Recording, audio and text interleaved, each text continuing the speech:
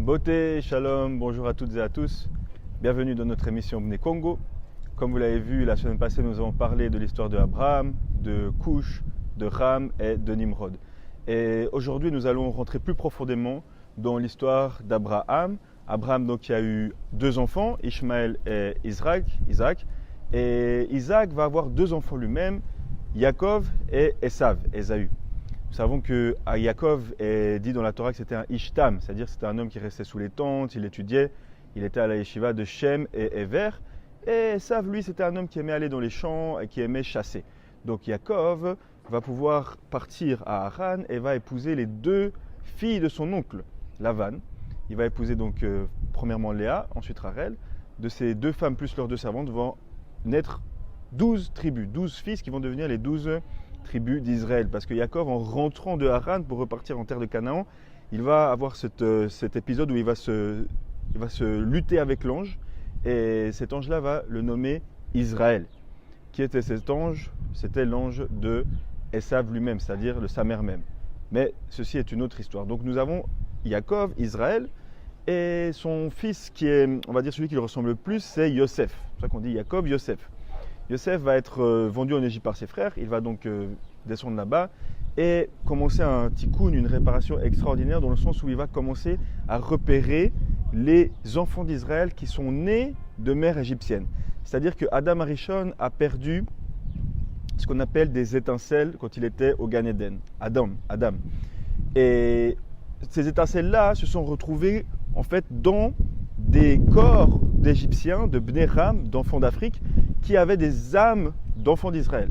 Et Yosef a dû aller récupérer ces gens, premièrement en leur faisant la Brit Mila, la circoncision, et nous savons qu'il les a aussi mis dans des villes un peu séparées, dans les montagnes, et ils avaient des traditions différentes. Donc les enfants d'Israël étaient répartis en deux, comme le dit le Ari Akadosh en Égypte. Il y avait donc les Bnei Israël, qui sont les enfants de Israël, Yaakov, etc.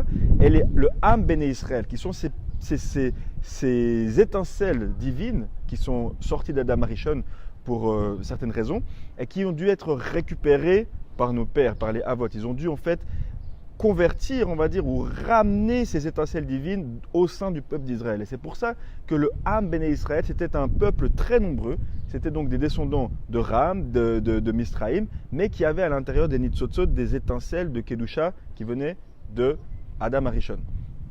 Nous savons donc que Yaakov est le Gilgul d'Adam Arishon. Donc ces âmes ont été récupérées par, premièrement, Yosef, puis Yaakov, Israël.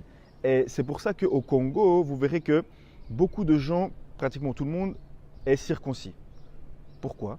Effectivement, après Yosef et Yaakov en Égypte, nous avons Moïse, qui va lui aussi devenir roi pendant 40 ans dans les terres de Cush, comme nous l'explique le Midrash Yakut Shimoni. 40 ans dans lesquels il va donc réformer, on va dire, tout ce peuple de Cush dans lequel il va être roi. Il va leur enseigner des choses. Il va même marier la reine Cushite. Donc avant Tzipora, Moshe a eu deux femmes.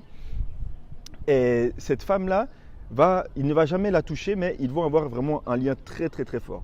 Et c'est pour cela que nous savons que dans les terres de Cush, nous avons cette tradition qui nous vient de Moshe. Deuxième tradition, une fois que les enfants d'Israël étaient en Égypte, nous savons qu'il y a 1/5 du peuple qui est sorti d'Égypte.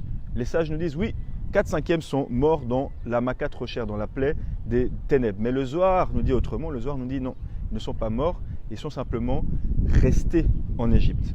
Les enfants d'Israël qui sont sortis avec Moïse sont restés 210 ans et ils devaient faire 400 ans. Ceux qui sont restés en Égypte pendant 400 ans sont ceux que l'on appelle donc le Ham Bnei Israël ou les Bnei Cush ou les Bantous aujourd'hui. Et c'est pour ça que les Congolais, nous avons ce lien très spécial et cette pratique de la circoncision qui nous vient donc de Moshe, de Yosef et de Israël. Et la semaine prochaine, nous allons voir un peu plus profondément quelle est cette histoire des 4/5 qui ne sont pas sortis d'Égypte pour partir en terre de Canaan, mais qui sont restés en Égypte 400 ans, comme avait été prédit à Abraham. Ce sont donc les Bnei Congo.